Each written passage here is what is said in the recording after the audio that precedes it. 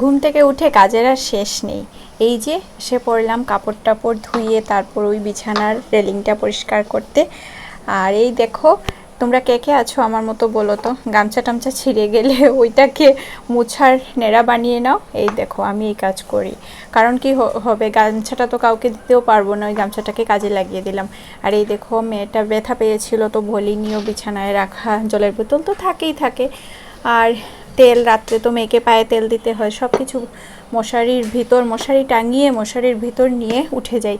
তো আবার যে নামবো ভালো লাগে না, এত দেরি হয় রাত্রে ঘুমাতে ঘুমাতে, তাই সব কিছু বিছানায় নিয়ে তারপর বিছানার ভিতর উঠে মেয়ের পায়ে তেল টেল দিয়ে, কখনো আমার পায়ে একটু তেল লাগিয়ে ঘুমিয়ে পড়ি।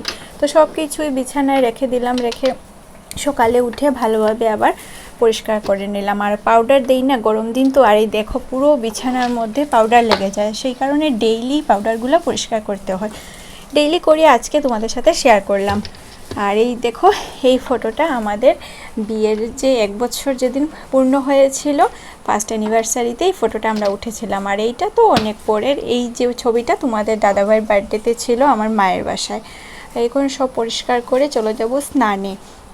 মেয়ে স্কুলে পরীক্ষা আজ শেষ হয়ে যাবে, তোমাদের দাদাভাইরও আজ বিকেলে ডিউটি, তাই দাদাভাইও একটু দেরিতে যাবে। আর এখন স্নান টান করে আসি। এখন আমি সব কাজটা শেষ করে আসলাম। আজকে অনেকটা কাজ করেছি, ঘুম থেকে উঠে কাল রাত্রিবেলা বেড কভার ভিজিয়ে রেখেছিলাম। পুজোর কাজকর্ম তো শুরু হয়ে গেছে, তোমরা জানো তো, শুনুর পরীক্ষা ছিল, ওই কারণে আমি বেশি ধোয়াধুয়ি কিছু করতে পারিনি। আজকে আজকে নয়, কালকে বেড কভার ভিজিয়ে রেখেছিলাম। আর আমি এখন পরিশ্রান্ত হয়ে গেছি, কথা বলতে পারছি না, তাও ভাবলাম তোমাদের সাথে কথা বলে নিই, না হলে যে ভিডিওটা আপলোড করতে পারবো না টাইমে, ওই কারণে এখন তোমাদের সাথে আমি কথা বলে নিলাম। তো সকালে উঠে বেশি কাজকর্ম শেয়ার করতে পারিনি, একটু শুধু এই বিছানাটা মোছা তোমাদেরকে দেখালাম, কারণ এই বিছানা মোছাটা ডেইলি এটা আমার কাজ। রাত্রে সব নিয়ে উঠে যাই, তারপর আবার এই জায়গাগুলো ভালোভাবে তারপর মুছি। আর আজকে বেড কভার ধুয়ে দিলাম, শুনুর পরীক্ষা শেষ হয়ে যাবে, তো শুনুকে এখন আনতে যাব। এখন স্নান টান শেষ আমার, রান্নাবান্নাও শেষ। আর এই যে কাল ধুবো সোফার কাপড়গুলো, আজকের বেড কভার ধোয়া শেষ, আরও টুকটাক কিছু বাকি আছে, তো ওইগুলো শেষ করে নেব। এখন গিয়ে একটু আরাম মিলল, কিন্তু বেরোতে হবে। কাল মেয়েটা একটু ব্যথা পেয়ে গিয়েছিল, তো ভাবলাম একটু ডক্টরের কাছে নিয়ে যাই, নিয়ে গিয়ে একটু ওষুধটা খাইয়ে নিয়ে আসি। ওষুধ নিয়ে এসে যাব, আর উনি একটু খাইয়েও দিতে পারেন, কখনো কখনো সামনে খাইয়ে দিয়ে দেন। তো দেখি কি হয়। এখন যাব মেয়েকে আনতে, মেয়েকে এনে একটু ড্রেস ট্রেস চেঞ্জ করে কিছু খাইয়ে দিয়ে তারপর বেরোবো এই ডক্টরের কাছে। আর ভাবছি ডক্টর থেকে আসার আগে, ডক্টর ওখানে যাব, গিয়ে বাসায় আসার আগে যদি সময় পাই তাহলে একটু চিকেন নিয়ে আসবো, কারণ এতদিন মেয়েটার পরীক্ষা থাকায় কিছুই রান্না বান্না করতে পারিনি, শুধু মাছ দিয়েই ওকে ডেইলি স্কুলে পাঠিয়েছি, মাছ খেয়ে গিয়েছে, কখনো সিদ্ধর সাথে মাছ ভাজা বা মাছ তরকারি ওইভাবেই খেয়ে গিয়েছে। অনেক দিন হয়েছে চিকেন খাওয়া হয়নি, তো চিকেন তো শুধু আমরা মামে খাই, ওই কারণে তো সবার তেমন প্রয়োজনও হয় না, কিন্তু আমাদের তো খেতে হয়। তো দেখি কি করি, পারি যদি।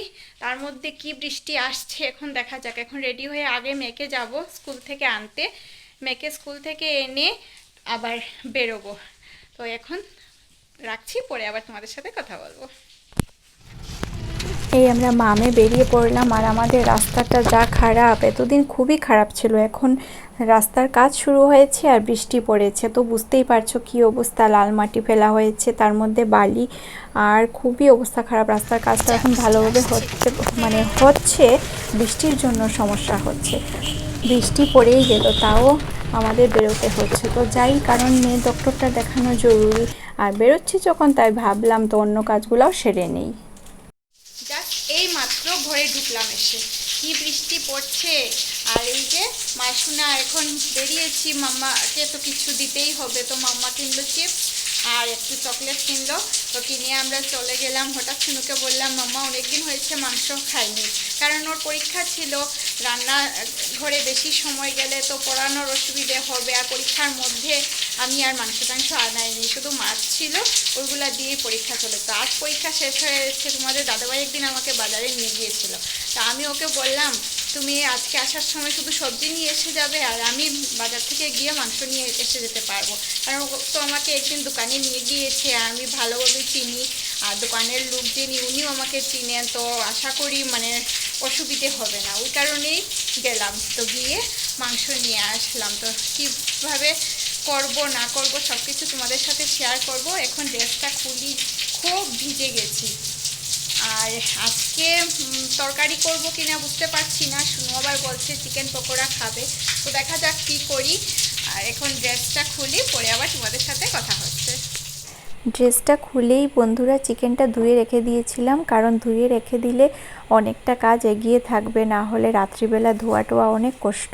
তো ওই কারণে এসে ভাত খাওয়ার আগেই চিকেনটা ধুয়ে পরিষ্কার করে ফ্রিজে ঢুকিয়ে রেখে দিয়েছিলাম।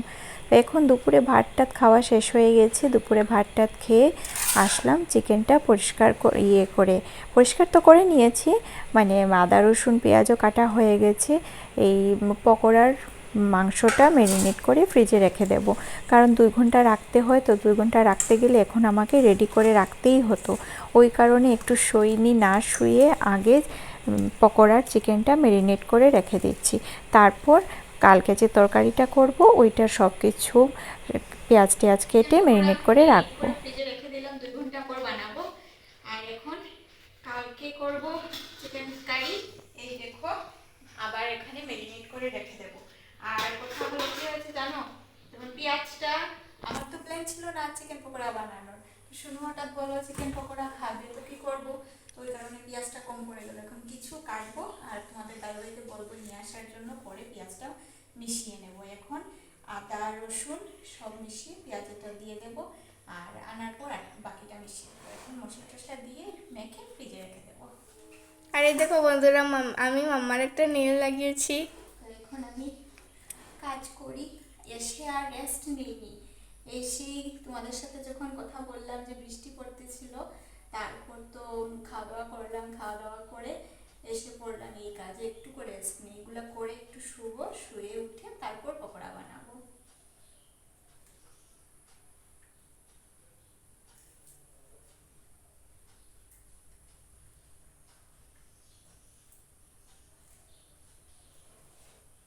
আর আজকে কেউ আছে?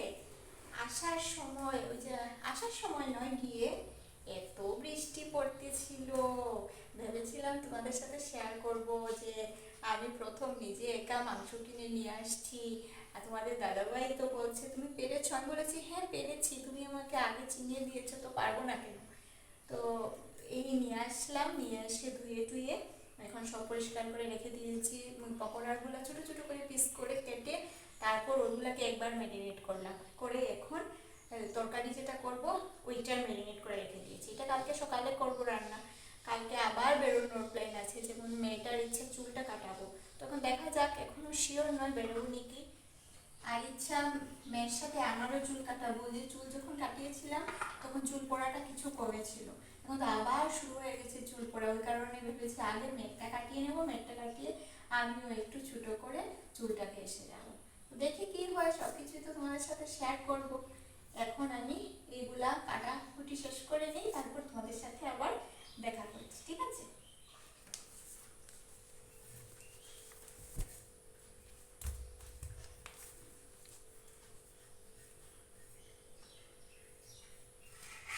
আমার চিকেন ম্যারিনেট করা হয়ে গেছে বন্ধুরা, এখন ঘরটা পরিষ্কার করে নিচ্ছি। আর দেখো পেঁয়াজ কেটে আমার কি অবস্থা হয়েছে, আমার চোখ থেকে জল পড়ছে। এখন তোমাদেরকে দেখাবো, আমি এটা ফেলে আসি, ঘরটা মুছে নিই, তারপর দেখাবো। আর পকোড়ার চালের গুঁড়িটাও করে রেখে দেবো, এগুলো পরিষ্কার করে নিই।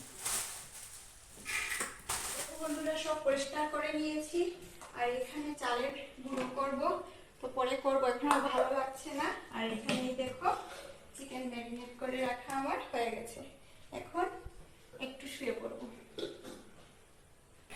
ভেবেছিলাম ঘুমিয়ে পড়বো, কিন্তু ঘুমাইনি, না ঘুমিয়ে উঠে এসে গেলাম, কারণ মেয়েটা যে বলেছে এখন ঘুমিয়ে পড়লে যদি বানাতে ভালো লাগে না, ওই জন্য একটু শুয়েই এসে গেলাম।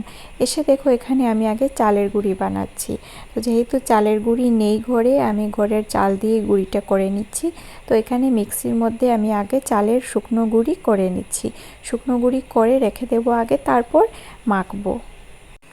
এই দেখো আমার চালের গুঁড়ি হয়ে গেছে, তোমাদেরকে আমি দেখাচ্ছি। এখন এটা রেখে দেবো, রেখে মিক্সিটাও জায়গায় রেখে আমি মাংসটার মধ্যে সব কিছু দিয়ে দেব। তো মাংস মাখার মধ্যে লাগবে চালের গুঁড়ি লাগবে। আগে তো দিয়েছিলাম, যেমন প্রথম দিয়েছিলাম লেবুর রস, তারপর দিয়েছি লেবুর রস দিয়ে ভালোভাবে আগে মেখে নিয়েছি। তারপর তার মধ্যে দিয়েছিলাম নুন, গোলমরিচের গুঁড়ো, সর্ষের তেল আর জিরের গুঁড়ো দিয়েছিলাম। তখন আর কিছু দেইনি, ওইগুলা দিয়ে মেখে রেখে দিয়েছিলাম ফ্রিজে 2 ঘন্টার জন্য। এখন বের করে কিছু সময় রাখলাম, একটা ডিমও নিয়ে আসলাম। ডিম নিয়ে এসে ডিমটা ভেঙে ওইটার মধ্যে দিয়ে দিলাম।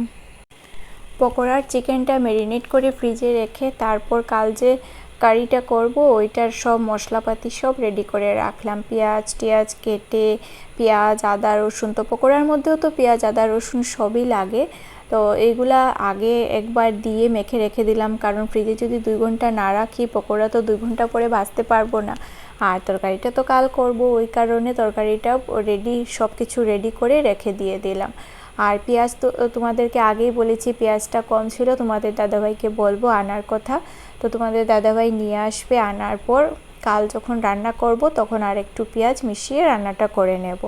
কম ছিল আসলে, প্ল্যান তো ছিল না পকোড়ার মেয়েটা বলায়, তাই পকোড়া করলাম, আর ওই কারণে পেঁয়াজটা কম পড়ে গেল, না হলে কম পড়তো না।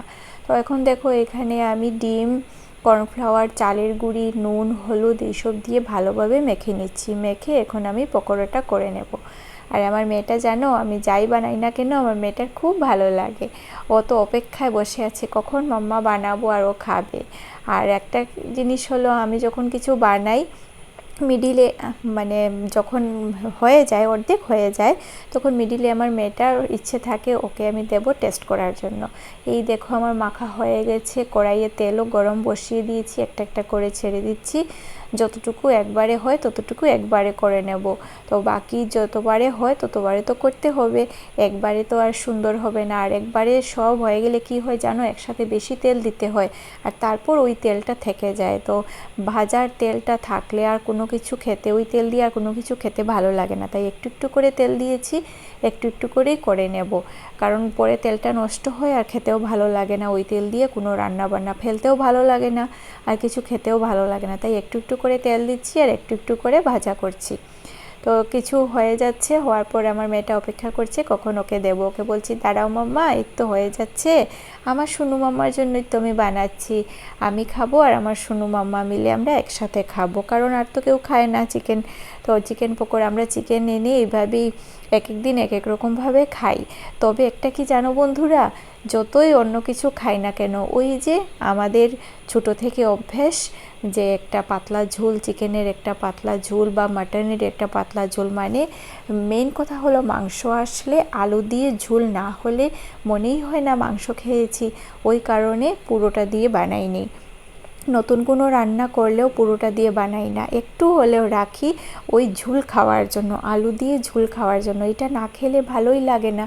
এই দেখো আমার মা সোনা এসেছে মিডিলে, ও নিজের হাতে নিচ্ছে, আমি বলছি দাঁড়াও মাম্মা, ও বলছে না মাম্মা আমি নিয়ে নেব।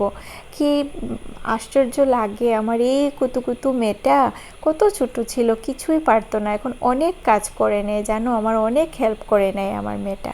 এই দেখো অনেকটা হয়ে গেছে আর এখন আমার শেষও হয়ে যাচ্ছে, আমার মেয়েটা আমার ভিডিও করে দিচ্ছে আরও বলছে মাম্মা গো তুমি কখন খাবে, আমি বলছি দাঁড়াও একটু শেষ হয়ে যাক তারপর একসাথে বসে খাবো, তুমি খাও একটু, তো ওকে দিলাম, দিয়ে আমার একটু বাকি আছে ওইগুলা করে তারপর একসাথে বসে খাবো। এই দেখো এখন আমি নামিয়ে নিচ্ছি, সবই হয়ে যাচ্ছে আর বেশি বাকি নেই। তো কিছু খাবো সন্ধ্যার সময় আর একটু তো বেশি করেছি, রাত্রে আমরা ভাতের সাথে খেয়ে নেব, কারণ আজকে দুপুরে রান্না ছিল নিরামিষ। তো নিরামিষটা তেমন প্রিয় নয় আমাদের মামের, হ্যাঁ প্রিয় হয় যদি খুব ভালোভাবে রান্না থাকে, তো করেছিলাম শুধু মুগ ডাল আর আলু ভাজা আর ঝিঙে দিয়ে একটা শুকনা শুকনা করে একটা তরকারি, তো ওইটা তেমন পছন্দ হয়নি আমাদের মামের, কিন্তু ঘরে আর কিছু ছিল না ওই কারণে করেছি, দুপুরে ওইগুলা দিয়ে খেয়েছি।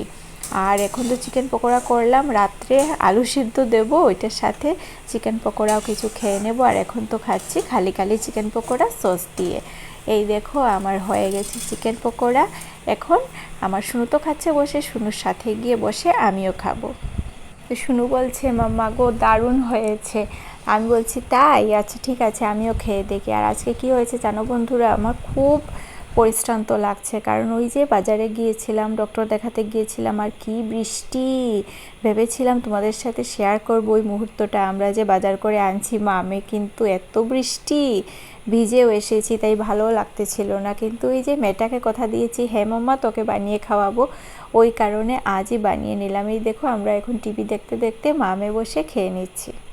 তোমাদের দাদাভাই এখনও আসেনি, অনেকটা রাত্র হয়ে যায়। আজ তো আবার বাজার করে নিয়ে আসবে, তো আমি বলেছিলাম সবজি শুধু নিয়ে এসে যাবে, আমি তো মাংস নিয়ে এসে যাব, তো আজকে আর মাছ আনবে না, তো শুধু সবজি নিয়ে আসবে, তাও অনেকটা লেট হয়ে যাচ্ছে। তো বন্ধুরা এখন চিকেন পকোড়া বানানো শেষ হয়ে গেছে, খেয়ে দিয়ে আসলাম আমরা। এখন আমি বসলাম, মেয়েটাও পাশে বসে আছে, খেলা করছে। আজকে পরীক্ষাটা শেষ, তো বললাম আচ্ছা ঠিক আছে আজকের দিন একটু আনন্দে কাটাও, তো কাল থেকে আবার পড়া শুরু হয়ে যাবে, আর পুজো আসছে, তো ঘোরাফেরাও তো থাকবে, মার্কেটিংও থাকবে। তো ব্লগটা তো শেষ করা হয়নি, তো তোমাদের সাথে কথা বলে ব্লগটা শেষ করেই নিই। আজকের দিনটা তো পুরো শেয়ার করলাম তোমাদের সাথে, কালকে আশা করি একটা নিউ ব্লগ নিয়ে তোমাদের সামনে হাজির হব। তো তোমরা সবাই ভালো থেকো, সুস্থ থেকো। আজকের ব্লগটি এখানেই শেষ করছি।